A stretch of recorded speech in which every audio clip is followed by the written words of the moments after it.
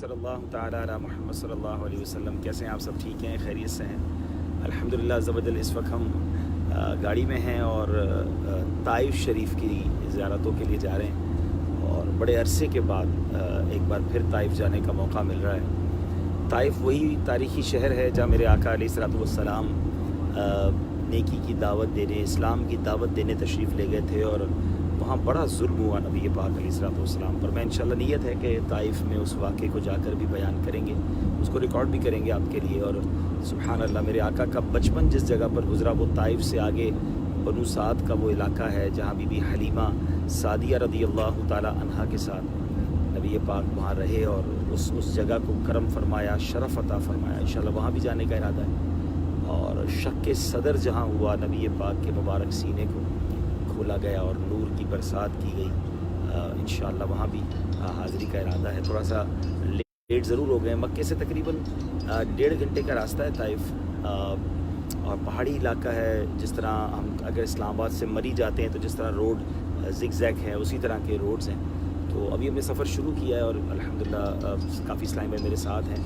تو انشاءاللہ طائف جائیں گے اور وہاں آج انشاءاللہ زیارتیں کریں گے، اور پھر انشاءاللہ براستہ بدر شریف انشاءاللہ آج اصحاب بدر کی بارگاہ میں بھی اللہ نے چاہا تو حاضری کا ارادہ ہے، اور وہاں سے انشاءاللہ پھر سوئے مدینہ انشاءاللہ روانگی ہوگی. تو دعا کیجیے گا کہ مقبول اور باذوق حاضری نصیب ہو. میں بھی آپ سب لوگوں کے لیے دعا گو ہوں. اللہ کریم آپ کو بھی ان مبارک جگہوں کی حاضری عطا فرمائے.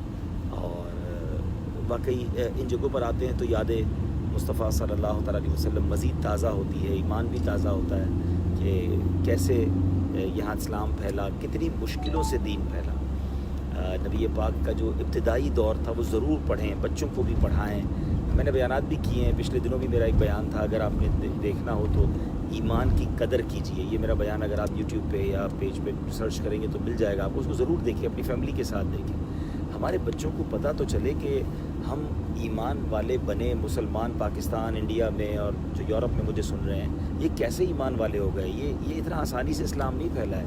آج دنیا میں بتایا جاتا ہے 2 ارب کے قریب مسلمان ہیں، لیکن جب 40 مسلمان نہیں تھے، جب 25-30 مسلمان تھے اور نماز پڑھنے پر مارا جاتا تھا، اذان دینے پر مارا جاتا تھا، طواف نہیں کر سکتے تھے، چھپ چھپ کر اسلام کی اور اللہ کی بات کرتے تھے، کیسے دین پھیلایا صحابہ کرام نے. ڈس ہارٹ نہیں ہوئے، ہمت نہیں ہاری. میرے آقا کی آپ ہمت دیکھیں، پیارے آقا علیہ الصلوۃ والسلام کہ ایک جگہ ستایا جاتا دوسری جگہ جاتا ہے. اب یہ وہی طائف ہے جہاں ہم جا رہے ہیں کہ اتنے پتھر برسائے گئے کہ نبی پاک کے خون مبارک سے نالین شریف بھر گئے، مگر نبی پاک نے ہمت نہیں ہاری. یعنی آپ سوچیں آج چھوٹی چھوٹی باتوں پر جو ہمت ہار جاتے ہیں نا، کہ ہم دین کا کام نہیں کریں گے، ہم اسلام کی خدمت نہیں کریں گے، نہیں جناب آج کل نیکی کا زمانہ نہیں ہے. اللہ نہ کرے مطلب کہنے کے لیے سمجھا رہا ہوں کہ اگر صحابہ کرام بھی ڈسہارٹ ہو جاتے، خدا نہ خواستہ، تو میں اور آپ مسلمان کیسے ہوتے؟ پھر صحابہ کرام کے بعد بھی یہ سلسلہ چلا نا. اولیاء کرام کو دیکھیں، خواجہ غریب نواز کو دیکھیں، پاک و ہند والوں پر تو اولیاء کرام کا کتنا بڑا فیضان ہے. داتا حضور تشریف لائے، بابا فرید تشریف لائے، کہاں اولیاء کرام آئے. یہ سارے پاکستان انڈیا کے رہنے والے نہیں ہیں، یہ اپنے اپنے وطن کو چھوڑ کر ہمارے وطن میں آئے دین پھیلانے، اور پھر انہوں نے ہمیں مسلمان کیا، ہمارے آبا و اجداد کو مسلمان کیا. تو ہم کو تو یہ ساری باتیں سب سمجھا رہی ہیں، بتا رہی ہیں کہ یہ ہے تمہارا دین، اسٹرگل کے ساتھ، محنت کے ساتھ پہنچا ہے. تو اب میری اور آپ کی باری ہے نا کہ ہم اس دین کی خدمت کریں، ہم اسلام کا نام روشن کریں، ہم مسلمانوں کی بھی اصلاح کی کوشش کریں، اپنی بھی اصلاح کی کوشش کریں، اور اتنا بیوٹیفل اسلام پیش کریں کہ غیر مسلم مسلمان ہوں. اور آج کے دور میں ماشاءاللہ دعوت اسلامی یہ موقع دے رہی ہے ہمیں کہ ہم صحابہ کرام، اولیاء کرام کے اس طریقے کو کیری فارورڈ کریں.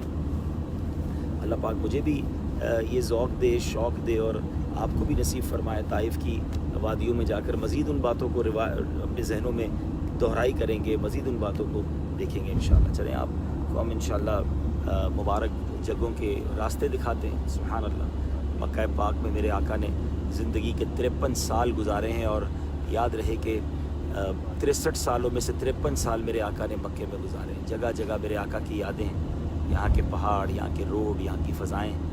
اللہ پاک آپ کو بھی دیکھنا نصیب فرمائے. اور سبحان اللہ، ایک نیکی حدود حرم میں جو کرے اسے 1,00,000 نیکیوں کا ثواب ملتا ہے. اللہ پاک ہم سب کے گناہوں کو معاف بھی فرمائے اور ہمیں خوب نیکیاں کرنے کی توفیق عطا فرمائے. اب میں درود پاک پڑھاتا ہوں, سارے مل کے پڑھ لیں. الصلاۃ والسلام علیک یا رسول اللہ وعلی آلک و اصحابک یا حبیب اللہ. الصلاۃ والسلام علیک یا نبی اللہ وعلی آلک و اصحابک یا نور اللہ. اپنے ایمان پر بھی ہم ان فضاؤں کو گواہ کر لیتے ہیں. لا الہ الا اللہ محمد الرسول اللہ صلی اللہ تعالی علیہ وسلم. اے ہواؤں تم گواہ ہو جاؤ, میں مسلمان ہوں, میں قادری ہوں, میں حنفی ہوں. سبحان اللہ. امیر اہل سنت کا مرید ہوں. سبحان اللہ. آج تو 11 ربیع الاخر بھی ہے, پیران پیر کی 11ویں شریف ہے. اللہ کریم ان کے صدقے ہمیں مکہ پاک کی برکت عطا فرمائے. دعا میں یاد رکھیے گا. ممکن ہوا تو طائف سے بھی آپ کے لیے کچھ دیر کے لیے لائیو ہوں گے انشاءاللہ. آج ہمارا پورا دن ٹریول میں گزرے گا اور آئی ہوپ کہ آج لیٹ نائٹ یا فجر کے آس پاس انشاءاللہ مدینہ شریف پہنچیں گے انشاءاللہ. السلام علیکم ورحمۃ اللہ.